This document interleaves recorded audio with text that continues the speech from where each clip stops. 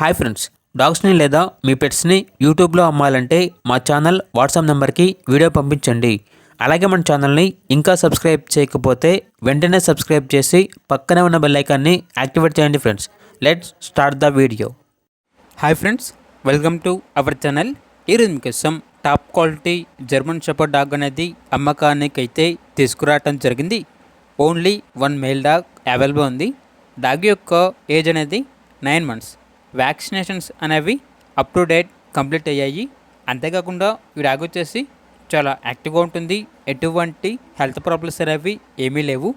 Transportation up to 20 kilometers అనగా 20 kilometers వరకు transportation provide చేస్తారు.